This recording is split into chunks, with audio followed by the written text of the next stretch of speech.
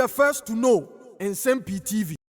Political group bi aba from the new force na okopie mu ewo nkran de come here say areas ahodo bebre wo ho a obefa ade say obehu billboard akese esisi wo enipa no oda so no ohye max enti ohu nanim but ya kyerɛ so the new force ye bekai maami bi ono oye white ofi Belgium ye friend Shalima Abiosi etimi eba be short video bi na okasa de afa the new force ebe yi ho me na okasa de nipa kro ono ehye max na ti ne de obi anim no but maami we ebe kasa na ema no trende more na me no kasa isa maami ofi Belgium ni ade se Ghana police etimi ache no na de eno akwa akoye yetimi ache no yenkonye nkoti Paul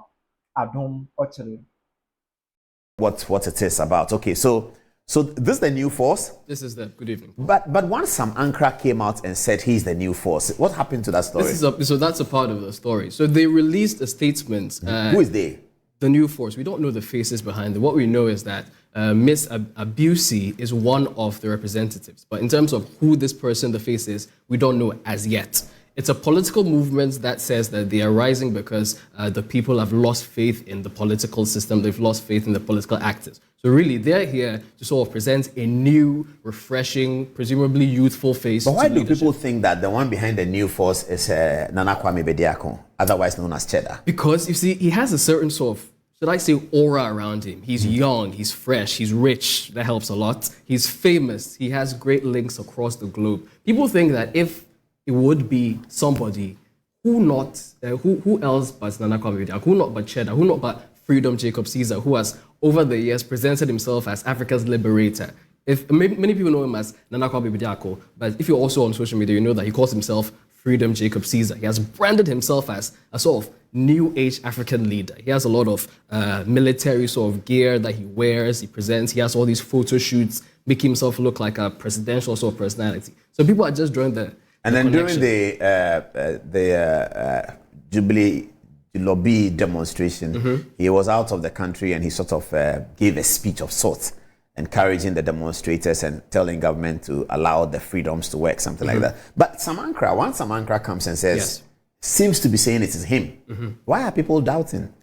Because the movement came and said he's not the one. They actually said that they're considering legal action because they have, for one, their logo, which is for them. They say it's their property, intellectual property. Oh, this is their logo? Yes, the mask. I don't know what African symbol it is. Okay. They say that... But the colors are not national colors. Red is the most prominent.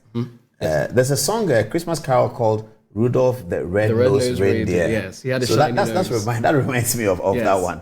Yes. Okay, so what's the story about? What has the lady done? So this individual, her name is Shalima Abiosi. She is the diaspora and the diplomatic engagements rep for the New Force. Now we know that because the statement published by the New Force claims her as a representative of the organization. Now she is in a bit of trouble because, okay, well before that, let's just a bit of background on her. So she's a Belgian national, per her own reports. She also says she's an award-winning television personality and a former beauty pageant personality. She's also a model. When you go on her social media, you see that she's actually fairly successful. And she's an influencer, a lifestyle influencer. So I'm sure a lot of people white woman, who is this person? So this is who she is. Summarily, the information is still scanty, but at this time, this is what we know. So this is a bit of her influencing work. She does, and for our older audience at home, influencers basically are people who sort of coach people on kind of lifestyle to live, whether it's health or fitness or fashion. So now, this is the matter. It says, this of course sourced from Graphic Online, it says that Belgian New Force spokesperson faces charges for allegedly falsifying student permits in Ghana. That's her trouble. So now, the article reads, this is a portion of the article, it says, in the District Court of Keneshi, Accra, legal proceedings have been initiated against Shalima Abiosi, a 30-year-old Belgian national, on charges related to the alleged falsification of a student permit in Ghana. Now, the problem is, she claims to have a legally, legitimately acquired residency permit in Ghana. But the issue is the Immigration Authority have investigated her permit and it has been alleged, it's part of her problems, that In getting that permit, she sort of reportedly falsified some admission with Ghana Christian University College. So she apparently needed that to sort of get that residency permit. Now the issue is, this college says that they went to check their records in 2017 and they don't find any record of her having been given admission. And so it looks as though she committed fraud to get that residency, and that's why she's in a bit of trouble. So it says that she's accused of violating Section 52, Clause 1I of the Immigration Act 2000, specifically obtaining for yourself a student permit by false declaration. That's the trouble that she's in.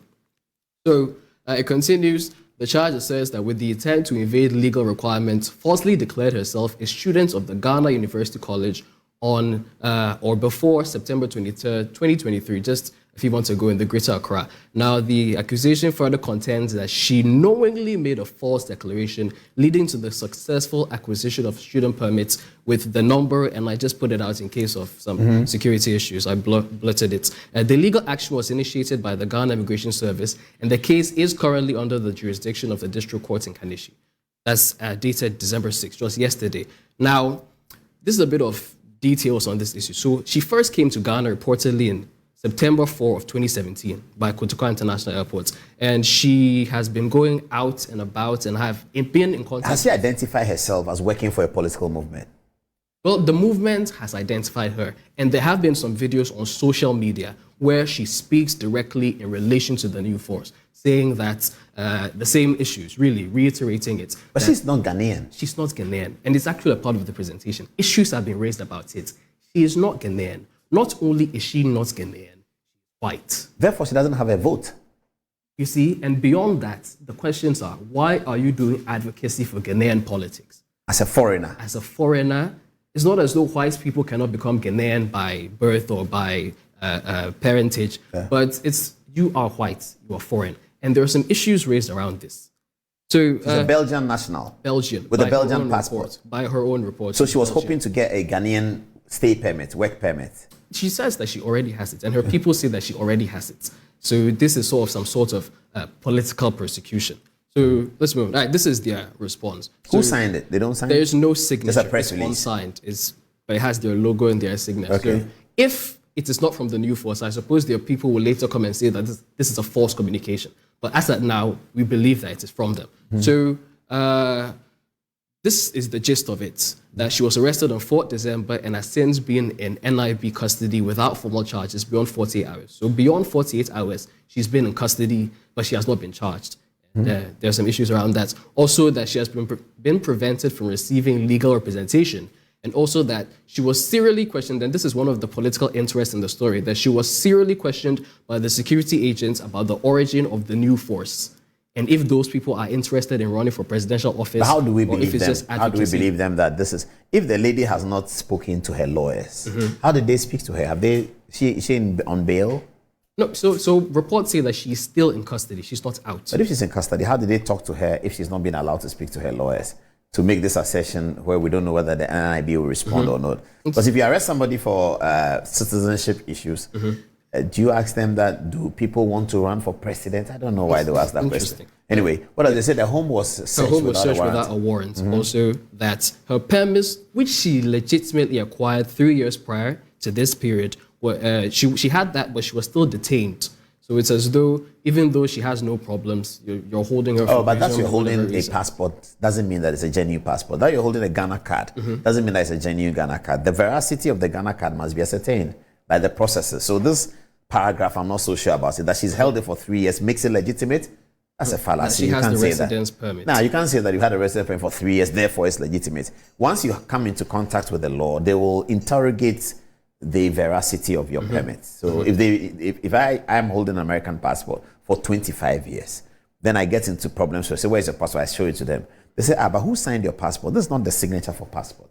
Then they can interrogate that and they can strike it out. That I've held it for 25 years does not legitimize the document. The document is legitimate because it passes the litmus test for legitimacy, not because you've held it for long. So that's really a fallacy. Okay, and the other issue is that this arrest was arbitrary and politically motivated, and then the bigger issues is that it raises questions of government abuse and political persecution. Because she represents a political agency, it looks as though they're coming for her because perhaps they actually stand a great chance of perhaps defeating the NPP or the NDC in the election if this is a presidential run. It looks as though maybe some political actors are intimidated by them, and so as we're seeing in the US situation, maybe people are going after them. That is what their release is saying anyway. Okay. Also, so these were some screenshots I took from an Instagram post from Shali Abusi's own Instagram, where she posted a video talking about the new force. Now, I found these interesting because people were commenting on her, the same issue you raised. So let's just read this. It says, "To be honest with you, I like you, but my interest in the new force, my curiosity and all the great attribution in me about the movement has totally disappeared after seeing you as a white person being the spokesperson. It's a big no-go area." She responds saying, "Too bad that someone who contributes to society, has the love for the country, has been living here and going through the same hardship in your eyes, is not worthy, quote unquote, because of color." So now the racism issue comes. Is color the only thing that makes someone accepted or part of a community? And then someone says she agrees with this concern. Someone says, "We love you, but this is wrong. You should not be their spokesperson." Someone says, "Even among we the blacks, this is also going on, so don't take it to heart." Providing. So people are split. Some people say, well, it's fine. You should be Well, I think that the philosophy behind the issue of having an interest is also drawn out of our 1992 Constitution in terms of the qualifications of members of Parliament. Okay. To qualify to represent a people in Parliament, you must either come from there linearly, or you must be living there for a certain period. So it's a sort of grounding your community of interest with the people. That a Belgian has come to live in Ghana for 3 years, and most likely not 3 years uninterrupted. She's gone and come, gone and come, gone and come for 3 years. Does not sufficiently ground her community of interest with the Ghanaian people to be able to make advocacy for a political party. Because when we make advocacy for political parties, it's not a 3 years program. You're talking about the history of the Danko Abuzia, you're talking about the history of the NDC, you're talking about the history of the CPP, and that is how you make a campaign for or against them. So we say that if you are NDC, you say that NPP people, this is how they are. This is what they did. This is what Kufuor did. NPP are campaigning and say, vote for us because this is what Kufuor did. This is what Akufo-Addo did. For a foreigner who's been hanging around for 3 years, she doesn't have a sufficiently grounded community of interest with the politics of Ghana to be able to do this. So it's not a racism question. It's a question of interest and legitimacy. It's not so much about because you are a foreigner or that you are a foreigner means that you are not grounded. It is the grounded issue that we are discussing. That you're a foreigner is sort of a sine qua non. It becomes a denominator to the question. So I think she's taking this quite wrongly, that it's just an issue of color. No, it's not an issue of color. Even the foreigners who are here working for international companies, they are here. They may feel the hardships, but they don't have a right to vote. And that is why foreigners don't have a right to vote in another country. You can live in England for 100 years. If you are not a citizen, you don't have a right to vote. You will not have a right to vote forever. Would you think her intention is to naturalize in some way and then become a part of the landscape? Yeah, you can eventually naturalize, but the processes of your political expressions, manifestations, public acts in favor of a political party before the general public. So she's speaking for the party. So she's asking people to listen to what she's saying and decide to join the movement that is seeking to take up the reins of the government of Ghana. She's not qualified to do that. That's how I see it. But anyway, let's see what happens. So this happens today. This happened today. Yes. So this recently came out, just as about. So has this situation grounded the fact that the movement is for Cheddar? No, it's not clear. If Cheddar was a part of this, I would assume that, or at least to my thinking, he would come out and then try to make some moves and then advocate for her to be released. But as of now, I don't know if he has said anything. So perhaps he's not a part of it. Maybe not. But her family they've released a video. It's been put on some social media platforms of some media companies that the family members of Miss Abusi claim that she's been kidnapped by the government. Those are the words used. But that's what they put out. Yes. They say that. But she's still in custody of the NIB? Yes, as of now, she's not been let out. How many hours have they kept? How many days? It's actually been over 40 hours. But getting 40 hours? Over 48 hours. It's over 48 hours, so they should be charging her. Without charge. Yeah. Well, that's wrong. I mean, the law says you don't keep somebody for more than 48 hours, so that's very wrong. Perhaps that's why they believe that. That's why they're saying that's what they're calling a kidnap. Yeah. So but then NIB must, as soon as possible, as quickly as they can, issue a statement or charge her or release her on bail. They have to do that. Because she's a Belgian citizen, we don't want this to be Especially so. Because they really cannot keep her beyond 40 years. Okay, let's keep our eye on this one and see what happens. Is there anything else? No, this is just it. So this was about Dr. Amkra and then how he came out and then he so he attempted claimed to the mask co-opt it. and put it on his chest. Yes, and then to say that he's the one. But then he came out with this post and the hashtag was the newest force. Their hashtag is the new force. So it was just a little play on. But he said no mask promises. Yes. Vote Dr. Nsem-Pii For the next generation. For the next generation. Yes, and then they came out and said that you've stolen our property and that we are considering legal action. But clearly he's holding the mask. Yeah. Oh, this is graphic design. I know, but he's attached it to himself. Yes. Yes. He has taken on Yeah. But do they have the patent for it? Do you know? No, it's not clear. That's what we were thinking about reading that. Maybe you came up with it. But do you have a specific outright explicit But has Nsem-Pii said to people that I am the one behind the mask? Has he said that? Has he said that? No direct sort of admission. It's like, yeah, it looks like they think it's me, so let me go with it. I've done this, I've suggested it in their minds, now let me benefit from it. I see. That's interesting. Let's see what people are saying by text messages. But before then, let's listen to Sonny Badu. I hope you have it. Sonny Badu's a cappella. Let's hear that. It's only a minute or so. Let's hear that. I just love.